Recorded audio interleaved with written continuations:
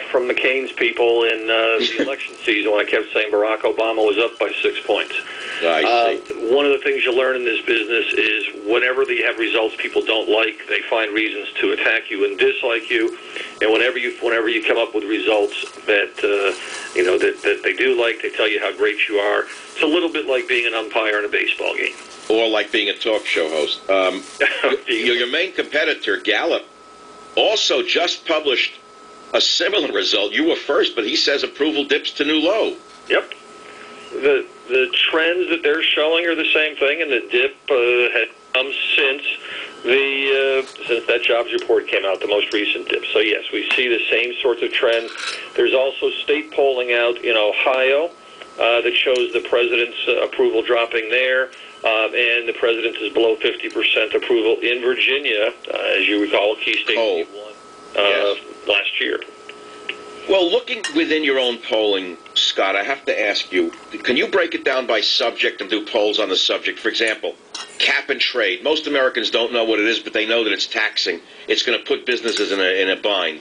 Do they know that yet? Have they figured that out? The answer is probably not for most people. We did a poll. We asked them what cap and trade was. Only 24% knew environmental issue. The rest thought it was some kind of either Wall Street regulation. A new hat. Perhaps they thought it was a new hat bill or something. And part of the reason for that is because it just never got the exposure that some other issues did. When we talk about right after the climate change bill that was passed by the House a week or so ago, and we didn't use the phrase cap and trade, we just asked about that legislation and then we probed about it. What you find is the American people are evenly divided on that issue. 42% of them say it's likely to be bad for the economy. And I can tell you that when people forget the specifics of an issue, people's gut instinct is that higher taxes are bad for the economy and higher government spending is bad for the economy.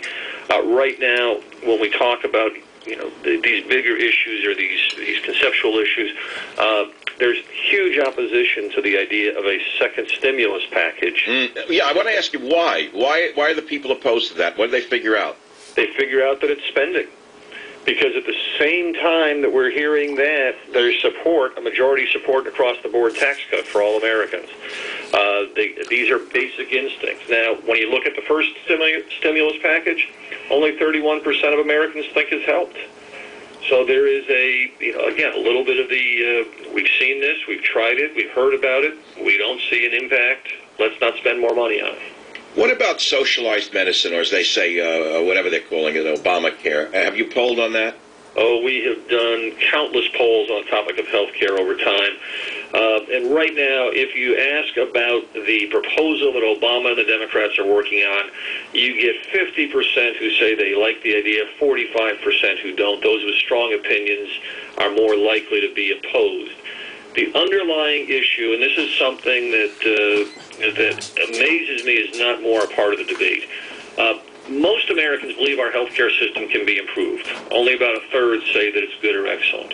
However, people that are insured overwhelmingly say their own coverage is good or excellent.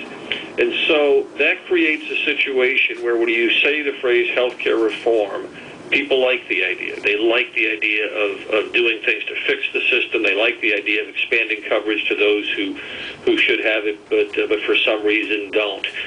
But if you tell somebody that under a new plan they're going to have to give up their own current insurance coverage, support falls dramatically. The reason for that, people, whatever frustrations they have, they know how to work the system with their current coverage. Yes. And Americans overwhelmingly believe that no matter how bad something is, Congress could always make it worse. Well, that's interesting. There's another area that I'm interested in. If you got another second here, we talked about polling on general approval, economy, health care, cap and trade, the environment. What other big issue have you polled that is worth mentioning right now, Mr. Rasmussen? Well, we poll all the time on the international issues that are out there, and one of of the things that I think is most surprising to people who are wrapped up in this is that despite the president's overtures, people see very little. They have virtually no expectation of change over the coming year in terms of our relations with the Palestinian nations, with the Muslim nations. There is also a growing concern about the way the president is dealing with the nation of Israel. And yeah, that's what I wanted to ask you on that issue alone. Has America moved away from supporting Israel? The individuals in America have not. If we asked a question a little while ago, if Israel attacked Iran, what should the U.S. response be? And about half the nation said we should help Israel. About 40% said we shouldn't do anything, and hardly anybody said we should really try to deter them or help Iran. Interesting, fascinating. Well, I love true statistics. I love them very much because I know numbers can lie, and I know they can also tell a little bit of the truth, and I really appreciate someone who knows the difference. And Scott Rasmussen, I hope you come back on the Savage Nation on a regular basis. Well, I'd look forward to it, and happy to be part of the show anytime. Particularly if you continue to bring us bad news about Obama.